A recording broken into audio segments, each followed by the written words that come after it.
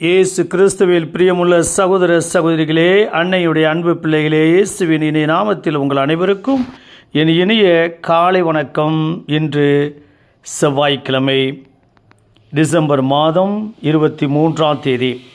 இன்றைய நற்செய்தியில் திருமுழுக்கு யோவானுக்கு பெயர் சூட்டக்கூடிய ஒரு அற்புதமான நிகழ்வு நடக்கின்றது. சில பெயர்கள் சூட்டும் முறையை பார்ப்போம். ஆப்பிரிக்க பூர்வகுடி மக்களின் சிலர் குழந்தை பிறந்த சில நாட்களில் குழந்தையின் முன்னால் பல பெயர்களை கொண்ட பட்டியலை படிக்கின்றனர். எந்த பெயரை படிக்கும்போது குழந்தை அழுகின்றதோ அப்பெயரை அக்குழந்தைக்கு சூட்டுகிறார்கள். மலேசியாவில் உள்ள சில பூர்வகுடி மக்கள் மரக்கட்டையின் பெயர்களை எழுதி போட்டு அவற்றிற்கு முன்னால் குழந்தையை உட்கார வைத்து ஏதாவது ஒரு மரக்கட்டையை எடுக்கச் சொல்கின்றனர். அதுவே அக்குழந்தையின் பெயராகிவிடுகிறது. எஸ்கிமோக்கள் தங்கள் உறவினரோ நண்பரோ யாராவது ஒருவர் கற்பனையின் வயிற்று மேல் கையை வைத்து ஒரு பெயர் சொல்வார். அதன் பின்னர் பிறக்கும் குழந்தை ஆணாக இருந்தாலும் அல்லது பெண்ணாக இருந்தாலும் தந்தை எந்த பொருளை முதலில் பார்க்கிறாரோ அமெரிக்க நாட்டு அப்பொருளின் பெயரை இந்தியர்கள் குழந்தையின் பிறந்தவுடன் இதன் காரணமாக அவருடைய பெயர்கள் ஓடும் தண்ணீர், நடக்கும் நாய், படுத்திருக்கும் காளை என்ற அர்த்தம் கொண்டவையாக இருக்கும்.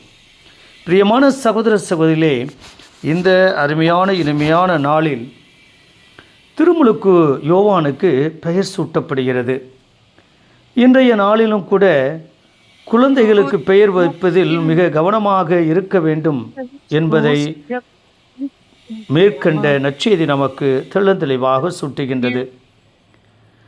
கடவுள் அருள் மிக்கவர் என்று பொருள்படக்கூடியவரே யோவான் என்ற பெயர் செக்கரியா எலிசபெத் ஆகிய இருவரும் ஒரு மனத்தோடு தேர்ந்தெடுத்தனர். பிரியமான சகோதர சகோதரிகளே, இந்த நாளில் வரக்கூடிய திருமுழுக்கு யோவான் மிகவும் முக்கியத்துவம் வாய்ந்தவராக இருக்கின்றார்.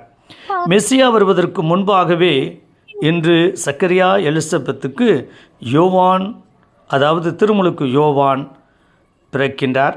அவருக்கு முன் வழியை ஆயத்தம் செய்கிறார். பிரியமானவர்களே, இதோ நம்முடைய பெயருக்கு ஒரு அர்த்தம் உண்டு. அந்த பெயருக்கு ஏற்ற வாழ்வு வாழ வேண்டும் என்பதுதான். சிறப்பான விதத்தில் பெயருக்கும் நம்முடைய வாழ்வுக்கும் சம்பந்தமில்லாத ஒரு நிலையை பார்க்கின்றோம். ஆரோக்கியம் என்று இருப்பார்கள், ஆனால் ஆரோக்கியமற்றவர்களாக இருப்பார்கள்.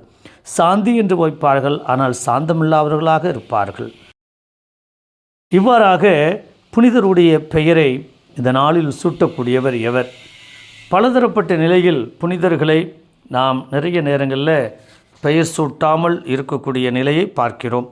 இதோ இந்த நாளில் நம்முடைய பெயருக்கு ஏற்ற வாழ்வு வாழ நாம் இணைந்து ஜெபிப்போம். பரலோக தந்தை இறைவா, இந்த நாளுக்காக உமக்கு நன்றி. அப்பா,